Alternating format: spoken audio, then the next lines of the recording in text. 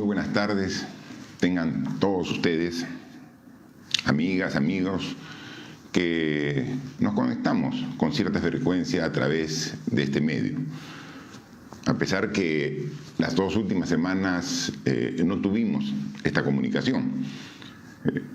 En el mes de mayo, junio, tuvimos una práctica de hacerlo una vez por semana. Todos los jueves nos encontramos. La última vez que hemos estado conectados a través de este medio ha sido el día 1 de julio.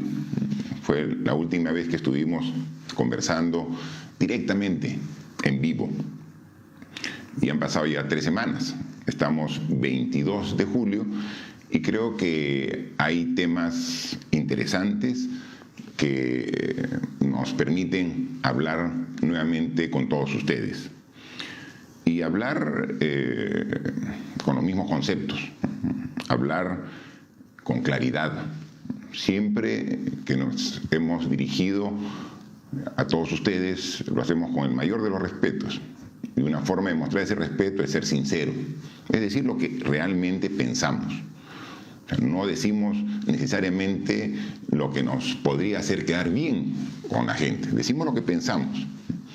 Y en una época de polarización, lo que pensamos no necesariamente agrada y satisface a todos, ¿no? Pero uno tiene que ser absolutamente consecuente con lo que piensa y siempre decir lo que piensa, sabiendo que mucha gente va a coincidir, como también algunos pueden discrepar.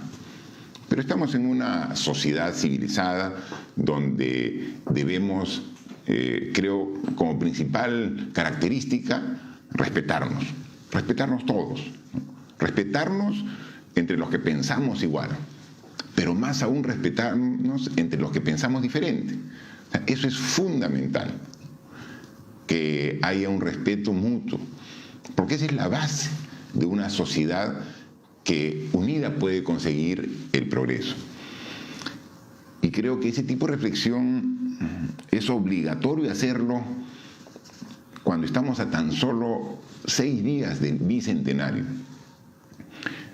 Estamos 22 de julio. En menos de una semana estaremos en la fecha del aniversario patrio, el 28 de julio del 2021. Y se cumplen 200 años en que se declaró la independencia del Perú y empezamos a vivir una etapa de vida republicana. ¿Y qué ha pasado en 200 años? Muchas cosas. Han cambiado muchas cosas. Ha llegado a través de la ciencia nuevos mecanismos para comunicarnos. ¿Qué íbamos a pensar hace 200 años comunicarnos de esta forma, por ejemplo, ¿no? O sea, la tecnología ha desarrollado muchísimo. La ciencia de igual forma. La esperanza de vida de hace 200 años era mucho menor. Era normal que las personas a los 50 años ya mueran de viejitos. La ciencia, la medicina ha permitido que ahora la esperanza de vida sea mayor. Con ello, si vemos fotos no solamente de Lima, sino de cualquier ciudad del Perú de hace 200 años, vemos una enorme diferencia, ¿no? Ciudades llenas de construcciones, de edificios, grandes irrigaciones, carreteras que unen ahora los pueblos de extremo norte al sur, atravesando toda la costa, toda la sierra, la marginal de la selva, carreteras que antes eran impensables que se hagan, ya se han hecho, ¿no? Y eso ha permitido acercarnos más, comunicarnos directamente, y eso es parte de la evolución que hemos tenido en los últimos 200 años. Pero sin embargo, hay algunos temas que son muy relevantes, que permanecen exactamente igual que hace 200 años. Es decir, las grandes diferencias de carácter social, de carácter racial, de carácter de clase, se mantienen igual en 200 años. Es decir, los conceptos de fondo, o sea, los temas que realmente hemos debido trabajar, los hemos descuidado. O sea, mientras que la ciencia y la tecnología se ha disparado y hay un cambio extraordinario en los últimos 2 años, en algunos otros aspectos, lo que nos interesa, los aspectos humanos, prácticamente seguimos igual. Seguimos algunos peruanos mirando por encima del hombro a nuestros semejantes, a nuestros paisanos. Seguimos creyendo que existe el peruano de primera y el peruano de segundo, el que tiene acceso a todos estos beneficios que hemos hablado que son producto de la ciencia, como también estamos nosotros en una situación en que hay peruanos que no tienen absolutamente nada, que viven sin servicios básicos, peruanos que en pleno siglo XXI no tienen acceso a agua, a desagüe. ¿Qué vamos a hablar de internet o la tecnología? A los servicios básicos elementales. No tienen acceso a salud, educación de calidad. Y esa es la meta que debimos ponernos al inicio y que en 200 años no lo hemos cumplido. ¿Cuántos gobiernos han pasado?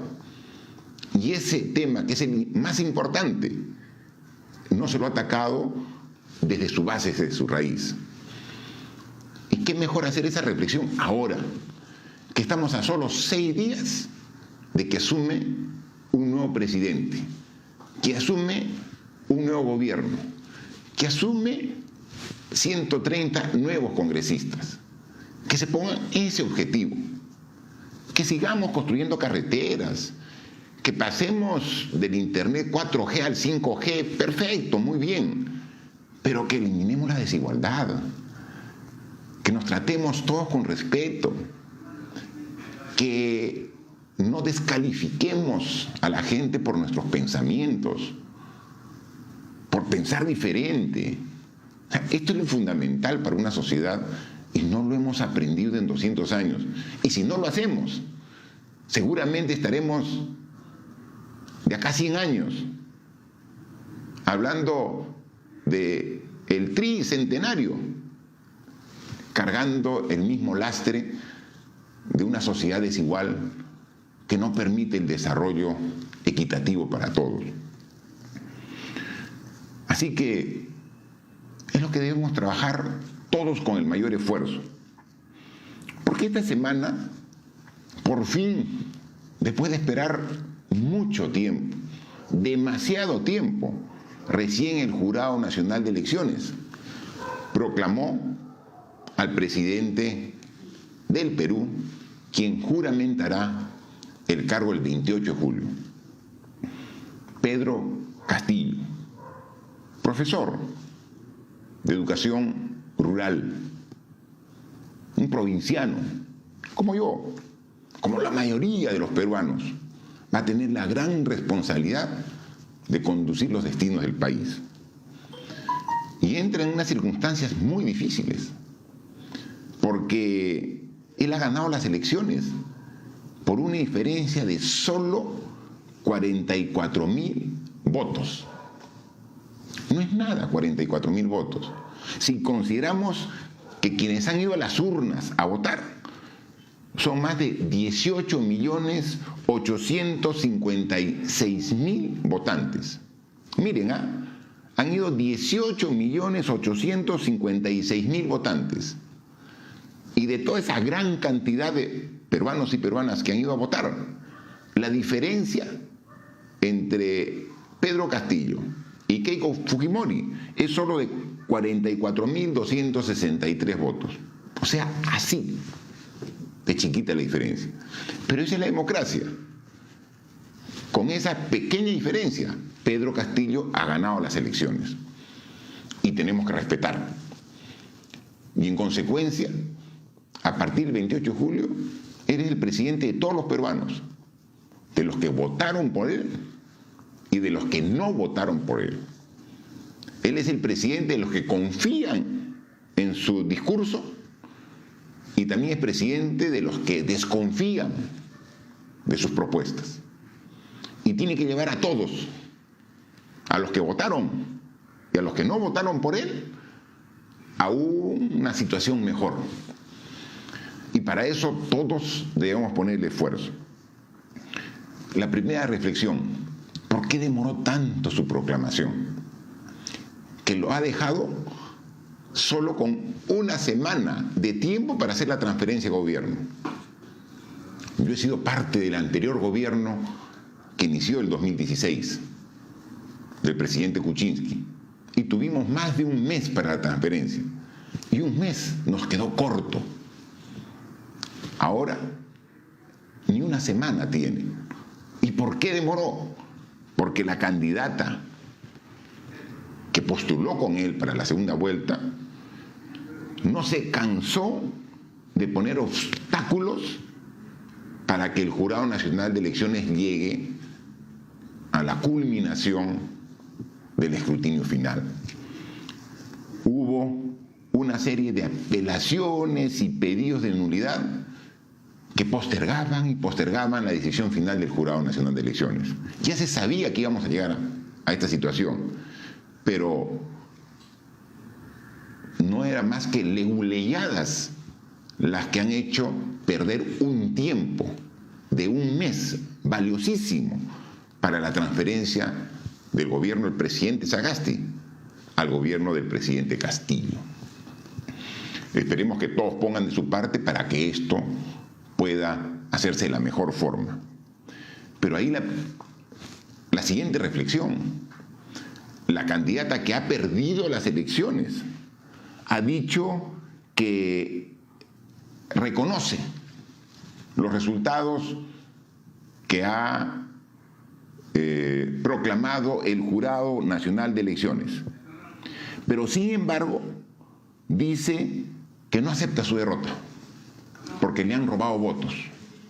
Dice que le han robado miles de votos y que va a seguir defendiendo la democracia en este afán de seguir tratando de generar incertidumbre, cuando ahora todos debemos trabajar sumando esfuerzos para mejorar nuestro país.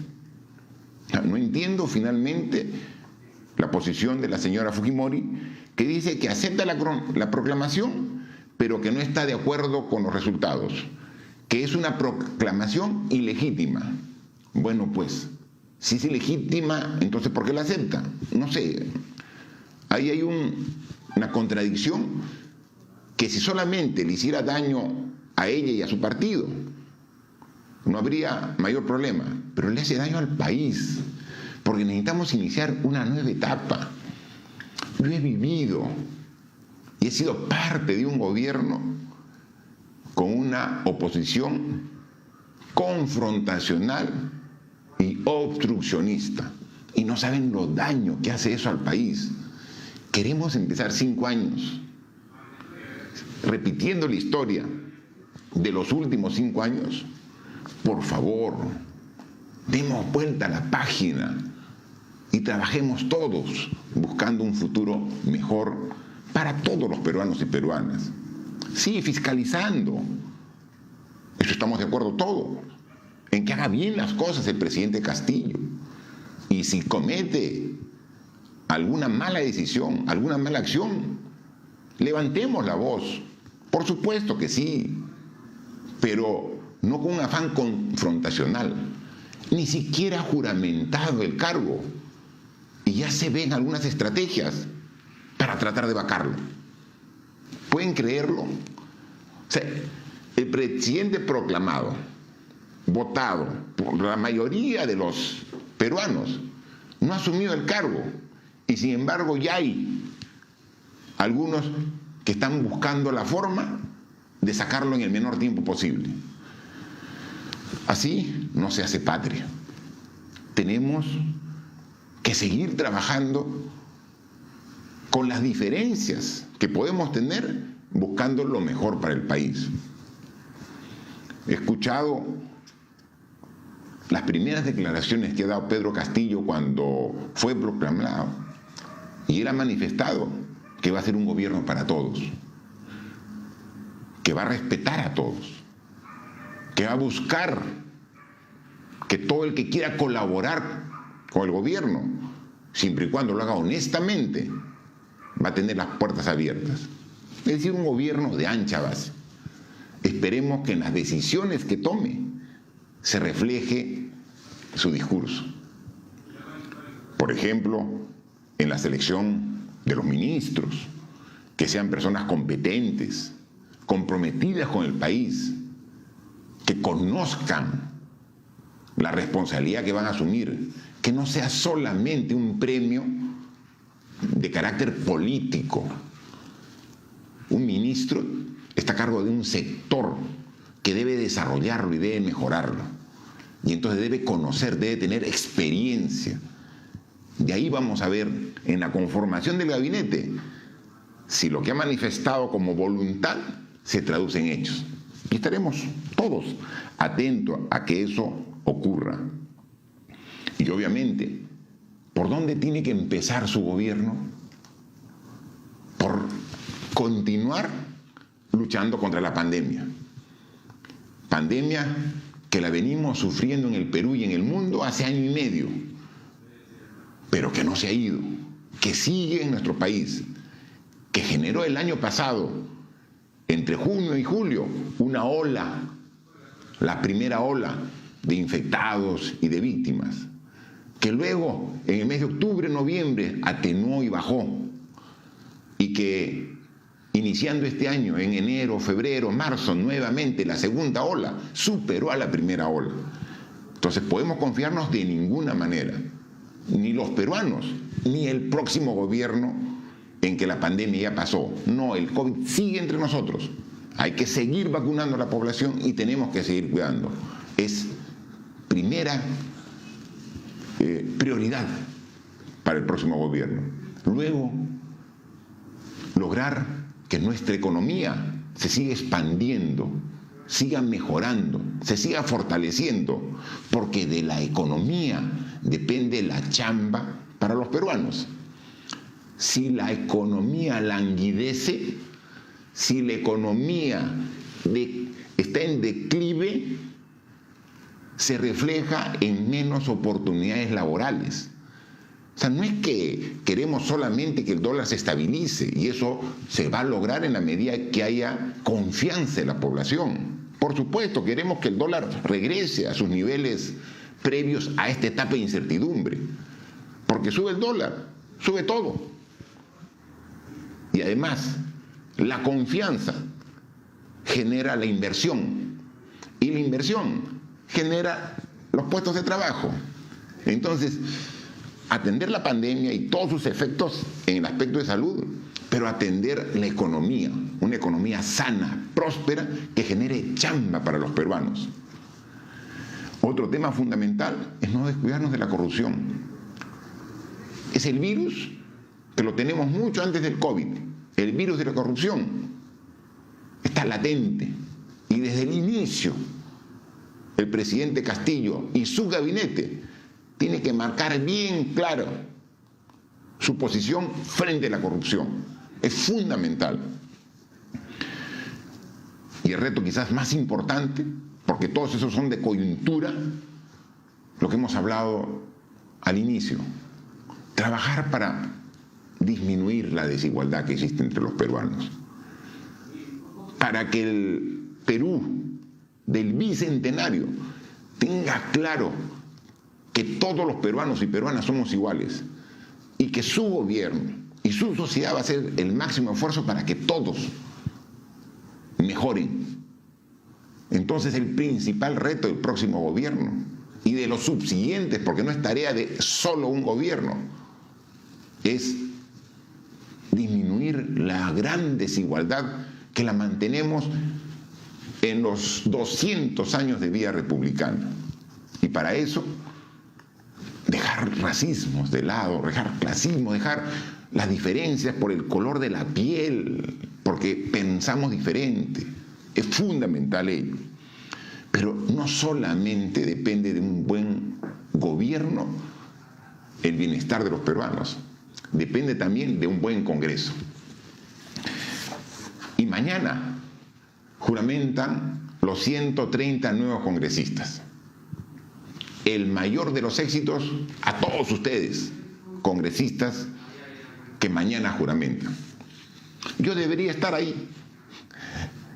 El 9 de abril, en las elecciones en primera vuelta, yo participé.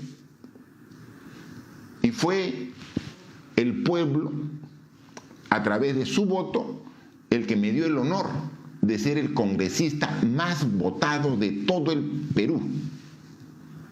El candidato que tuvo la mayor cantidad de votos. Más de 200.000 peruanos. Aquí, solo en Lima, me dieron la gran responsabilidad para que los represente en el Congreso. Sin embargo, este Congreso, que ya terminó funciones, que ya se está yendo a su casa, ilegal e inconstitucionalmente, me inhabilitó para ejercer el cargo. Medida que he apelado ante un juzgado constitucional para que se revierta esta decisión absolutamente política, fruto de la venganza del actual Congreso. Espero que la justicia sea realmente justa y que, analizando los temas de fondo que estamos reclamando, podamos pronto retornar y poder ocupar nuestro cargo en este Congreso que mañana está juramentando a todos sus miembros. Pedimos a este nuevo Congreso trabajar de manera conjunta con el Ejecutivo, fiscalizando, sí, pero buscando consensos. Los 5 años últimos han sido de una permanente confrontación ejecutivo-legislativo. Y quien ha llevado la peor parte de esta confrontación es toda la población del Perú. Le pedimos a los partidos representados en el Congreso que no han estado de acuerdo con la candidatura del ya proclamado presidente Pedro Castillo, que no usen el Congreso como el espacio para obstaculizar al Ejecutivo. Esa no es su función. El Congreso tiene que fiscalizar, tiene que legislar, tiene que representar a todos los peruanos, pero no es una prerrogativa del Congreso obstaculizar las acciones del Ejecutivo. Y eso es lo que hizo la mayoría del Congreso, con 73 miembros del partido de oposición el año 2016, y los que esperamos que este Congreso no lo haga. Ni el fujimorismo, sumado con sus aliados, a pesar de las diferencias, que aporten para seguir progresando y desarrollando. Estos 5 últimos años hemos tenido 2 congresos, a cual peor. Yo soy sincero, yo digo lo que pienso, digo lo que me sale desde el fondo. Qué lamentables los 2 congresos que hemos tenido, ¿no? El primero, que tuve que llegar al extremo de cerrar el 30 de septiembre del año 2019, era un congreso que dedicaba solamente a la obstrucción y a la confrontación, que no permitía trabajar en función de un país mejor. Finalmente tuve que tomar la valiente decisión de cerrar ese Congreso en las facultades que tenía como presidente de la República, respetando los procedimientos constitucionales. Y luego vino un Congreso de transición que, en vez de aportar y mejorar, mantuvo la misma mediocridad. Si al primer Congreso de este último lustro lo podemos caracterizar como el Congreso obstruccionista y confrontacional, a este Congreso que termina esta semana sus funciones, podemos decir que es el Congreso de las leyes inconstitucionales y de la venganza política permanente. Todas las leyes que han hecho, o la gran mayoría de ellas, han sido observadas por el Ejecutivo. Llegan al Tribunal Constitucional y se desestiman. Trabajo en vano. Tanto esfuerzo para pagarles, para que hagan leyes que finalmente no se van a llevar a la práctica. Es decir, inconstitucionales en todo lo que han hecho. Hasta ayer, en la última sesión que han tenido de la Comisión Permanente, siempre actuando, teniendo como objetivo principal la venganza política y teniendo como objetivo tomar decisiones que son ilegales e inconstitucionales. Felizmente, ya se van y nadie los va a recordar gratamente. Felizmente que los Alarcón, los Burga, los Chejade, los Merino, no son de grata recordación. Y bien que se vayan. Y ojalá que todo lo malo que nos han dejado pueda ser revertido próximamente en este Congreso, que estoy seguro que va a poner mucho mejor esfuerzo en hacer bien las cosas.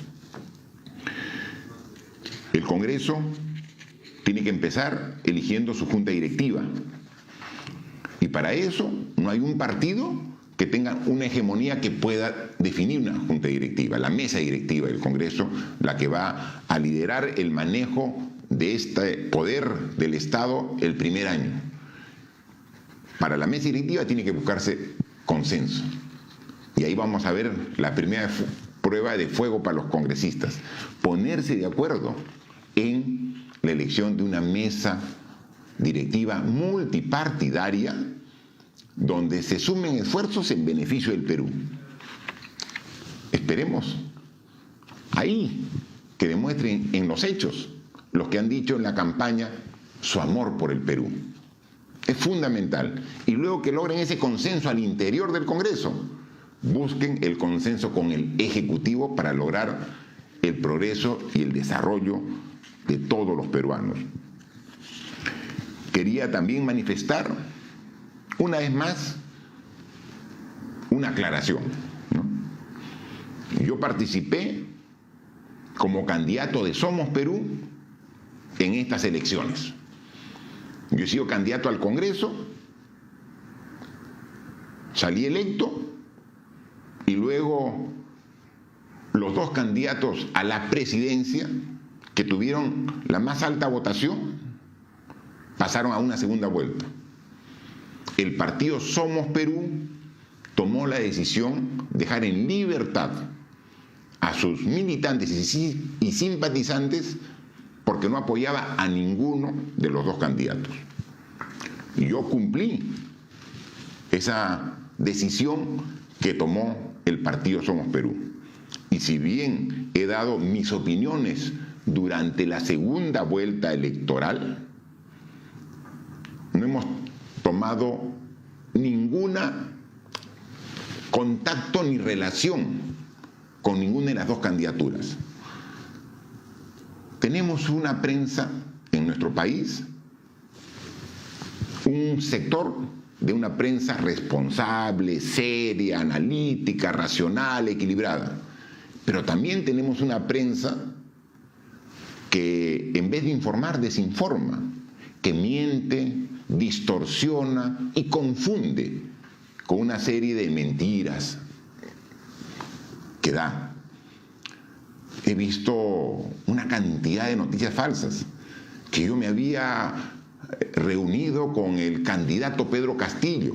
No, que yo soy íntimo amigo de Vladimir Cerrón y que tenemos reuniones. No, que me he reunido en la casa de la candidata a la vicepresidencia, la señora Boluarte, y decían día, hora. Mentira. Nunca, y así lo digo, nunca me he reunido con ningún integrante del equipo del candidato Pedro Castillo en la segunda vuelta. Nunca, con nadie, ni con el equipo de la plancha presidencial, ni el equipo del partido que lo presentaba. Y esa misma posición la voy a continuar manteniendo ahora en el inicio del gobierno. Voy a mantenerme al margen, como la mayoría de los peruanos, de la toma de decisiones. Esperemos que le vaya bien al próximo presidente del Perú. No entiendo cómo hay peruanos o peruanas que le desean que fracase, sin pensar que su fracaso es el fracaso de todos los peruanos. Le deseo que vaya lo mejor, pero le digo a él, y lo digo públicamente, yo no seré parte ni directa ni indirectamente en el gobierno del presidente Pedro Castillo. Me mantendré absolutamente al margen. Y lo digo porque quizás algunas personas se dejan convencer por esas noticias falsas, y a mi correo me llega a mi teléfono. No se imaginan la cantidad de currículum, de CVs, diciéndome: Martín, ingeniero, amigo, por favor, colócame en el próximo gobierno. Yo no tengo nada que ver, ni en la candidatura ni en el próximo gobierno. Y lo digo claramente, como siempre digo las cosas, me voy a mantener completamente al margen. El mejor y el mayor de los éxitos. Pero yo estaré mirando y aportando como todo ciudadano, con mi trabajo diario, permanente, a que el país mejore, pero no como parte integrante del nuevo gobierno. Y por eso también yo creo que en esta etapa lo más conveniente, y más aún en mi condición de expresidente del Perú, es mantener una prudente etapa de silencio. Es decir, darle los mejores deseos al nuevo gobierno, pero darle un tiempo adecuado para que tome las decisiones que crea más convenientes, y mantener, por mi parte, un prudente silencio. Porque a veces incluso comentarios, hasta bien intencionados, pueden distorsionarse y tomarse a mal. Yo quiero que le vaya bien al gobierno, y por eso mantendré un prudente silencio por un determinado tiempo. Por ello, les comunico a todos que este tipo de conversaciones, que le hemos tenido frecuentes y que siempre nos ha permitido estar conectados, la vamos a suspender por un tiempo, ¿no? Vamos a suspenderla por un tiempo. Vamos a mantenernos un poco al margen de dar opiniones políticas. No mantenernos al margen de la política, porque todos los peruanos, todos los seres humanos somos seres políticos. Pero no vamos a dar nuestras opiniones, y nos dedicaremos en los días sucesivos a otro tipo de actividades, al desarrollo de mis actividades personales, familiares, a mis actividades familiares y a mis actividades profesionales de ingeniero. Esto será en una etapa, mientras que espero con paciencia, pero no mucha, que el Poder Judicial vea el tema de fondo de mi acción de amparo, se pronuncie, sentencie y me permita ocupar el cargo que democráticamente los peruanos y peruanas me han dado como congresista de este periodo. Mientras que eso ocurra, me mantendré al margen, suspenderemos temporalmente este tipo de comunicaciones. No es un adiós, eso es solamente un hasta pronto, para que el nuevo gobierno y el nuevo Congreso empiece con fuerza, con energía, con ganas de hacer bien las cosas, y nosotros dándoles todas nuestras vibras positivas para que logren ese objetivo, como estoy seguro lo harán la mayoría de los peruanos. Así que muchas gracias por su permanente apoyo. Muchas gracias por las muestras de cariño que sigo recibiendo cada vez que interactúo con diferentes personas. Gracias. Mi compromiso siempre con ustedes, mi compromiso con el Perú. Y estoy seguro que pronto, sin una fecha definida, nos volveremos a encontrar. Muchas gracias y que les vaya a todos muy bien. Buenas tardes.